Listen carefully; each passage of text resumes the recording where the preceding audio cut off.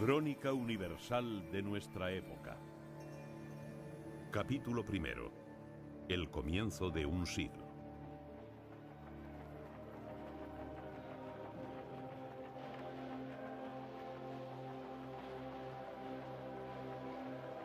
A lo largo del último tercio del siglo XIX, el mundo vivió en paz. Una paz inestable y escasa, pero era paz.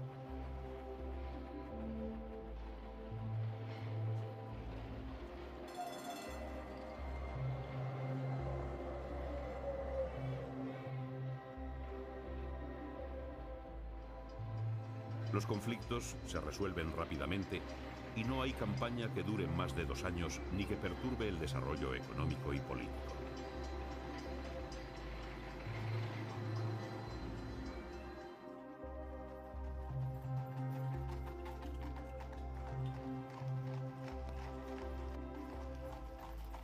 No obstante, el horizonte dejaba adivinar que la inestabilidad futura iba a estar en el antagonismo económico en un momento de la historia en el que la economía se había convertido en base de las relaciones internacionales.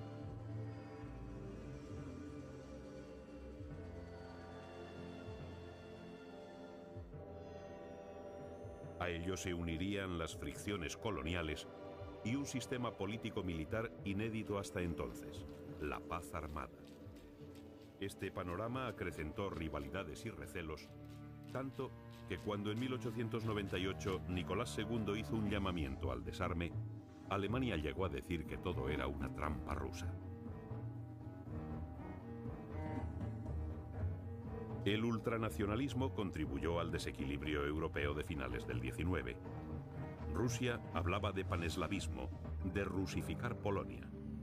Alemania de pangermanismo, de germanizar Lorena, región francesa cedida en parte a Alemania en 1871, germen de futuras discordias. Y en Italia se puso de moda un concepto nuevo, el irredentismo. A su vez, los estados balcánicos trataban de organizarse. Esta hipertrofia del sentimiento nacionalista agudizó los problemas que estallarían de lleno en el siglo XX. Europa Central estaba en vísperas de ebullición por la política antieslava de Austria-Hungría en Bohemia. El orgullo nacional, el chauvinismo, no tardó en dejarse notar. A excitar los estados de ánimo contribuyó la prensa. El nacionalismo se defendía desde trincheras de papel, arsenal de palabras que, exagerando la bondad de lo propio y ridiculizando a los demás, caldeó el ambiente. A su vez, el ansia por conquistar mercados, propia del imperialismo económico, fomentó la intranquilidad y a finales del XIX todos querían lo mismo, colocar sus productos y acceder a las materias primas del mundo subdesarrollado. La política occidental estuvo imbuida de un complejo de superioridad con respecto al resto del mundo. Las ansias de dominio territorial obedecían al interés desmedido en forjar nuevos imperios. Los intereses comerciales y económicos lo demandaban en un momento de la historia en que Europa era un patio de vecindad comparado con la inmensidad de África y Asia. La apertura del Canal de Suez y los descubrimientos en África hicieron que Inglaterra, tras una serie de incidentes cínicamente planeados, se apoderara de Alejandría y El Cairo en 1882, quedando Egipto bajo su soberanía, que en 1885 se extendió al Sudán. Colonizó Nigeria y poco después pertenecían al Imperio Británico Uganda, la costa de Zanzíbar, la colonia de El Cabo y los países de la cuenca media del Zambeze hasta el lago Tanganica. Inglaterra se hacía con las tierras más ricas, desde Egipto al África del Sur, en una ancha franja solo interrumpida por el Congo belga y las colonias alemanas de África del Este. En 1881 los Boers se levantaron contra los ingleses en el Transvaal. El primer ministro William Gladstone devolvió la independencia a los insurrectos, no sin escandalizar a la alta burguesía inglesa, que no veía bien a Gladstone ni a sus ideas de ampliar el sufragio, conceder autonomía a Irlanda, democratizar la enseñanza y la administración y dar la independencia a algunas colonias. Las colonias eran signo externo de poderío. La Tercera República Francesa, con políticos como Jules Ferry, dio a este país un imperio colonial a partir de 1880. Completó la ocupación de Indochina con la toma de Tonkin en 1885 e integró en esta colonia el territorio de Laos tras haberse anexionado en 1888 Birmania. Jules Ferry, ministro de Asuntos Exteriores francés, lo expuso así en 1885 ante el Congreso de los Diputados. Señores, una colonia es un mercado. En África, los franceses impusieron su protectorado en Argelia y Túnez desde 1881. Tras la conquista del desierto, extendió su dominio sobre el Senegal, Sudán Occidental, 1894, y Madagascar. En 1882 conquistó el reino de Dahomey en el Golfo de Guinea y pasaron a formar parte del Imperio francés Gabón y Chad, gran parte de Marruecos, Mauritania y territorios en el corazón del continente y en su costa atlántica. Portugal no salía mal librada. Gracias a su tradicional alianza con Inglaterra, consolidó Angola, Mozambique y algún trozo de la Guinea junto al río Gambia. También Alemania. Aunque llegó tarde al reparto, su imperio colonial llegó a alcanzar gran entidad. Italia se contentó con el desierto de Libia y la lejana Somalia. Y a España se le reconocieron los derechos sobre la 10ª parte de Marruecos, parte del Sáhara y un trozo de selva en Guinea Ecuatorial. En 1897, coincidiendo con el jubileo de la reina Victoria, que aquel año celebraba su 60º aniversario en el trono, la India sufrió una terrible epidemia de peste. La colonización inglesa se distinguió siempre por su rapacidad y racismo. Nadie quería quedarse atrás en el reparto. Los Estados Unidos se apoderaron en 1893 de las Islas Hawái. Aquel mismo año, Inglaterra pedía la mediación de los Estados Unidos con Venezuela por el asunto de la Guayana, pero Cleveland recordó a la reina Victoria la doctrina Monroe, América para los americanos, que quería decir América es para nosotros. En 1871 finalizó la Guerra Franco-Prusiana, conflicto que puso las bases políticas del siglo XX con la vuelta de Francia al régimen republicano y el nacimiento del Imperio Alemán con Bismarck como canciller. Para mantener el equilibrio se creó un sistema de alianzas secretas y nacieron los bloques. Era el sistema Bismarck, cuya figura dominó hasta 1891. El canciller de hierro se propuso consolidar la integración de Alsacia-Lorena en el Segundo Reich y buscó aislar a Francia formando la Triple Alianza, o de los emperadores Guillermo I de Alemania, Alejandro II de Rusia, que moriría en atentado el 13 de marzo de 1881, y Francisco José de Austria. El miedo al aislamiento llevó a Alemania a un pacto con Austria para protegerse de Rusia y de Francia. Por doquier se veía amenazado el prestigio nacional. Las alianzas secretas y la exageración nacionalista desestabilizarían la vida política del siglo XX. El relevo generacional de finales de siglo acentuó las diferencias y agravó los problemas. En 1890 dejaban la política Bismarck y los hombres que con él habían forjado la unidad de Alemania, y accedía al poder una generación ambiciosa que con Guillermo II pretendía la hegemonía mundial para el Reich. El antagonismo internacional era tal que una pequeña chispa podía desencadenar un gran incendio. Así, un rosario de pequeñas guerras localizadas jalonaron el fin de siglo. En Oriente, la guerra chino-japonesa se encendía tras una revuelta popular en Corea, donde su soberano pidió ayuda a China y Japón. El Japón envió tropas en julio de 1894, pero en vez de ayudar al soberano, lo derrocó, obligando a su sucesor a declarar la guerra a China. Los japoneses se impusieron a los chinos en Pyongyang y cruzaron el río Yalu, ocupando Port Arthur. Pekín firmó con Japón el Tratado de Shimoboseki en abril de 1895 y cedió Formosa y la península de Port Arthur. Rusia, apoyada por sus aliados occidentales, obligó al Japón a abandonar Port Arthur. Era el germen de la ocupación rusa de Manchuria en 1900. Guerras pequeñas, pero guerras y violencia al fin. Mientras los italianos se empeñaban en conquistar Etiopía, defendida por su rey Menelik, en Creta estuvo a punto de estallar un conflicto de incalculables dimensiones al apoyar Jorge I de Grecia la revuelta antiturca en febrero de 1897. En España, aquel año fue asesinado el presidente del gobierno, Antonio Cánovas. La guerra con Norteamérica, tras el hundimiento del Maine en la bahía de La Habana, acabó con la vida confiada de la Restauración. El siglo terminaría con el asesinato de Humberto I, rey de Italia, y la entronización de Víctor Manuel III. Los años que van de mediados del XIX al inicio del XX fueron cruciales. En aquel breve lapso de tiempo cambió el mundo. Una palabra se alzó con el protagonismo de la época: progreso, voz mágica que lo resumía todo. El tren alcanzó un desarrollo extraordinario. 500.000 de kilómetros de vías rodeaban el mundo y su auge disparó la economía y dinamizó la actividad comercial de países emergentes como el Canadá, cuyo Canadian Pacific unía en 1876 el Atlántico y el Pacífico. Rusia construyó el Transiberiano en 1891 con un recorrido de 7.500 kilómetros. A esta vía de salida de manufacturas y mercancías se unía el auge de la navegación a vapor. Los transportes bajaron sus precios hacia 1898 a la mitad. A finales del 19 se potenció la agricultura. Inmensos territorios fueron roturados. Era tan sencillo.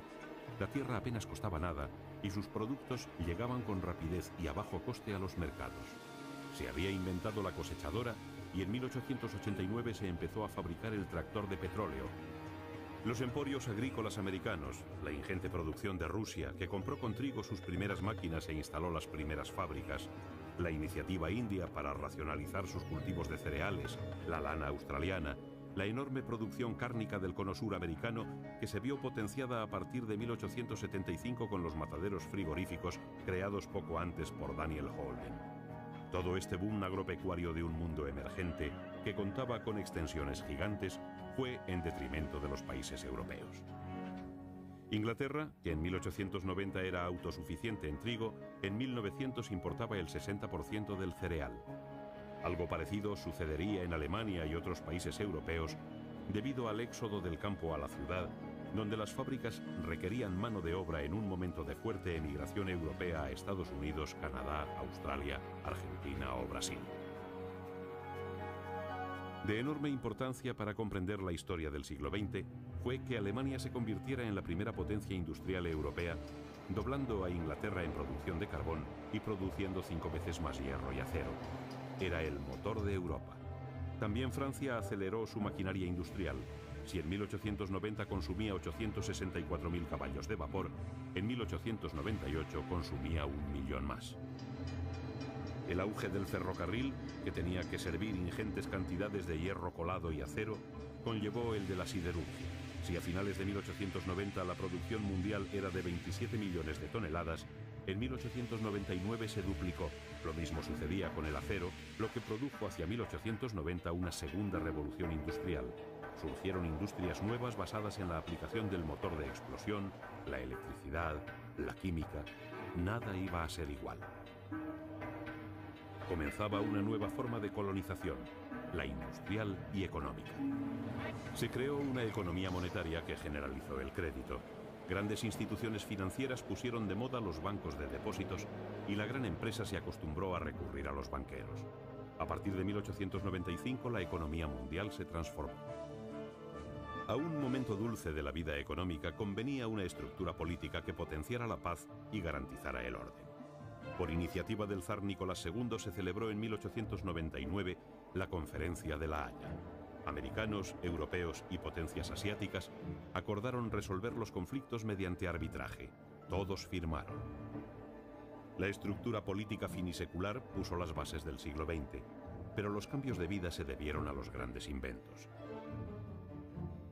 La técnica empezó a decidir el destino del hombre y sus gustos, a satisfacer viejas necesidades y crear otras. El sistema de ventas a plazos facilitó el acceso de todos a todo, y la sociedad comenzó a superar diferencias de clase. La gente tendió a vestir de acuerdo con el patrón comercial que la publicidad aireaba y a consumir los mismos productos. El hombre de ingenio inventaba cosas útiles. Edison y Marconi son prototípicos. El hallazgo de las ondas hertzianas por Heinrich Hertz en 1887 supondría una revolución en las comunicaciones. Hermann Hollerith puso los cimientos de la informática en 1880 con su máquina estadística de tarjetas perforadas. Y la primera bombilla eléctrica veía la luz en 1879. 2 años después, Edison, inventor de la lámpara incandescente, montó su central eléctrica de Pearl Street, la primera calle artificialmente iluminada de la historia. 10 años después, fundó la General Electric Company. En 1876, Alexander Graham Bell hizo las primeras demostraciones del teléfono en la Exposición de Filadelfia. un invento que revolucionaría el mundo. En 1878 se instaló la primera central telefónica en New Haven, Connecticut. A Europa llegó un año después. El desarrollo y grado de aceptación del teléfono fue lento. En 1885 solo había en el mundo 70.000 abonados. En 1873 nació la máquina de escribir y a partir de entonces no hubo año sin logro técnico o científico trascendental.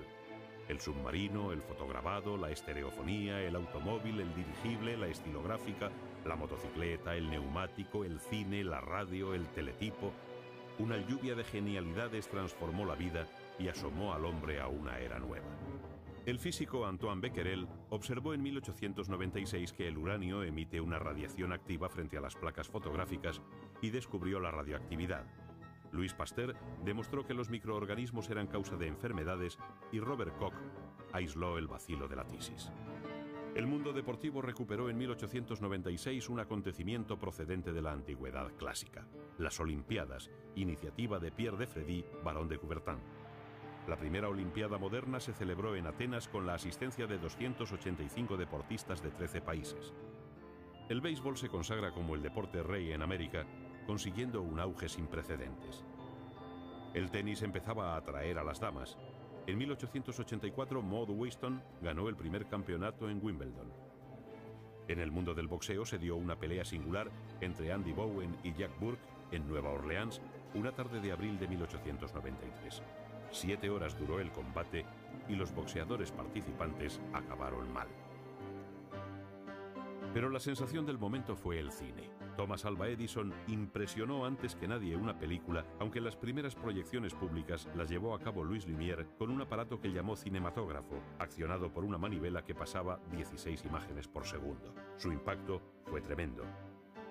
El 28 de diciembre de 1894, a las puertas del Gran Café, 33 espectadores se disponían a ver la primera proyección. El cine echó a andar con películas ingenuas de 3 minutos de duración, riña de niños, salida de los obreros de la fábrica Lumière, llegada del tren a la estación. Lo de menos era el asunto tratado. Lo importante era que aquel invento eternizaba la acción del hombre, imprimía su vida. El joven Georges Méliès, maravillado por la primera exhibición de los hermanos Lumière, les pide que le vendan una de las máquinas, pero no lo consigue. A partir de entonces, dedica todos sus esfuerzos a conseguir su propio equipo, filmando obras extraordinarias como Los sueños de un astrónomo en 1898 o El viaje a la Luna en 1902.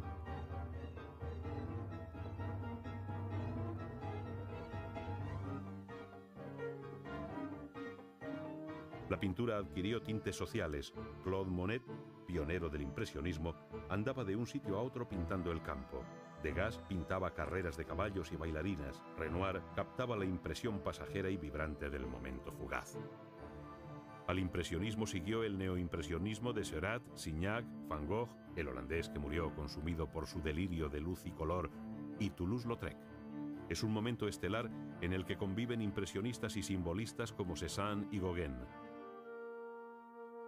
En Europa, en 1889, Gustave Eiffel levantó su airosa torre, mecano asombroso de 18.000 piezas ensambladas con 1 millón de remaches en una estructura de 10.000 toneladas de peso a más de 312 metros sobre el suelo de París. La arquitectura se vio potenciada a partir de 1892 por materiales como el hormigón armado, eficaz en caso de incendio, uno de los terrores de la época. Los paneles prefabricados ayudaron desde 1888 a aligerar el peso del tabicado. La Exposición Universal de Barcelona, inaugurada por la regente María Cristina en 1888, mostró al mundo la pujanza y vitalidad de la vida española. Un año después se inauguraba la Exposición Universal de París. El hemisferio americano vivió a lo largo de la segunda mitad del XIX un momento de formación.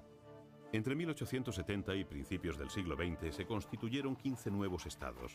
En menos de 30 años se duplicó la población, que alcanzó los 75 millones.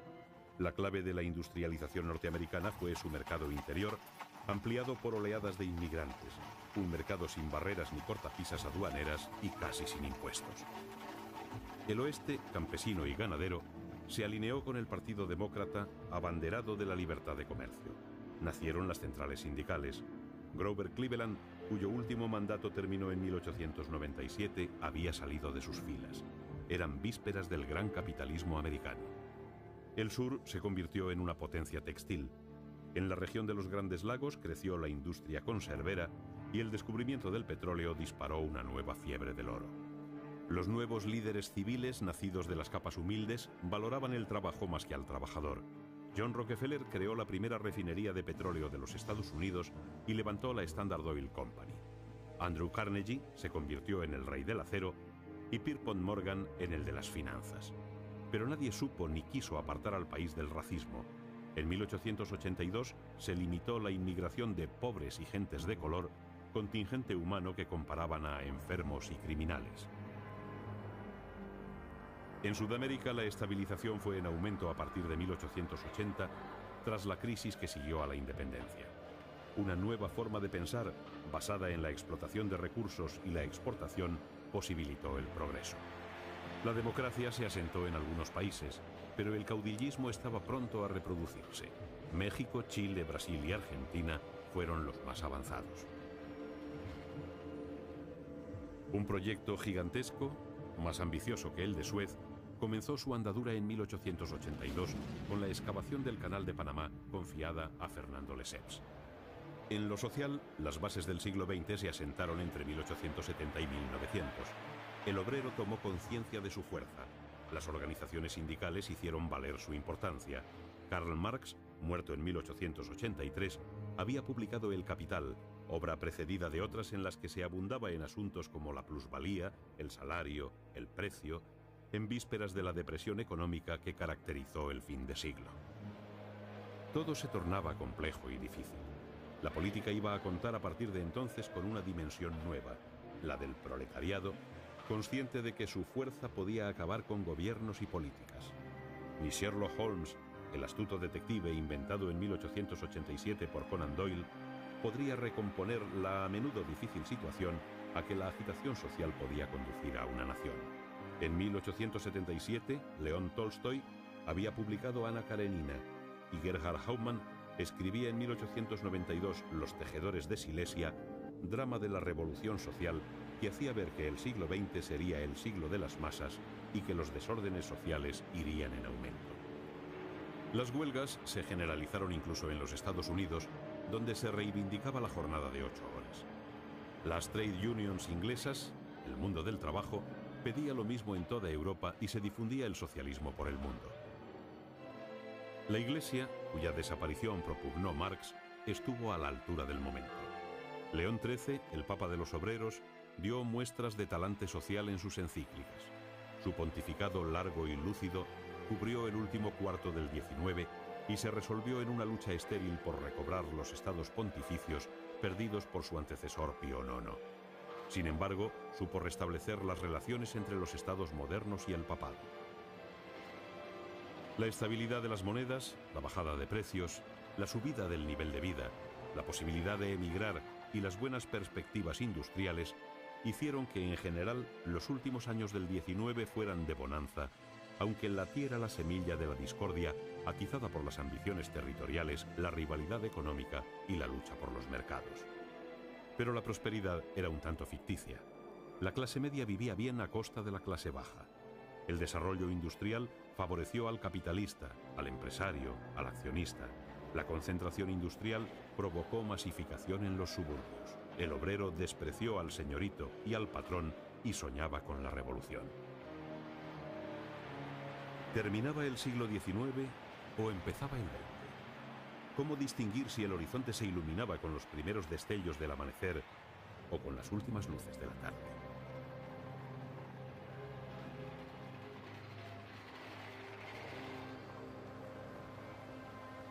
El siglo comenzaba bajo la huella de la tragedia. En abril de 1906, un gran terremoto destruía la ciudad de San Francisco, en California, causando más de 1000 muertos. Era un terrible presagio para un siglo que nacía.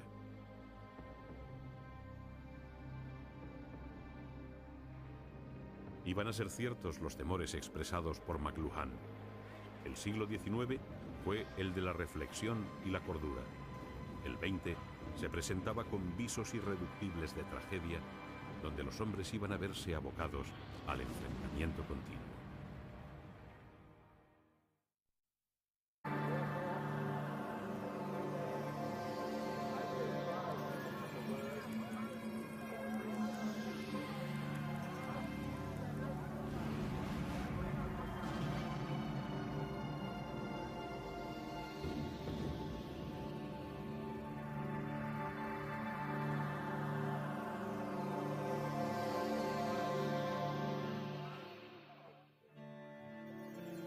Crónica universal de nuestra época.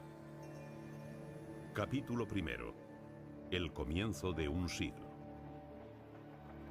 A ello se unirían las fricciones coloniales y un sistema político-militar inédito hasta entonces, la paz armada. Este panorama acrecentó rivalidades y recelos, tanto que cuando en 1898 Nicolás II hizo un llamamiento al desarme, Alemania llegó a decir que todo era una trampa rusa. El ultranacionalismo contribuyó al desequilibrio europeo de finales del XIX. Rusia hablaba de paneslavismo, de rusificar Polonia. Alemania de perturbe el desarrollo económico y político.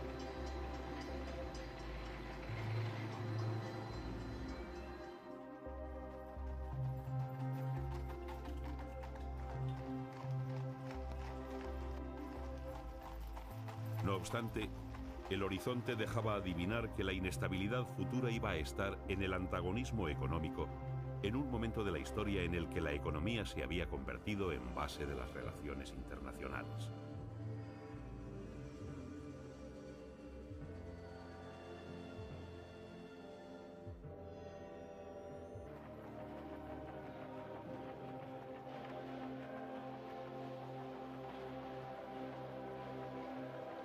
A lo largo del último tercio del siglo XIX, el mundo vivió en paz. Una paz inestable y escasa, pero era paz.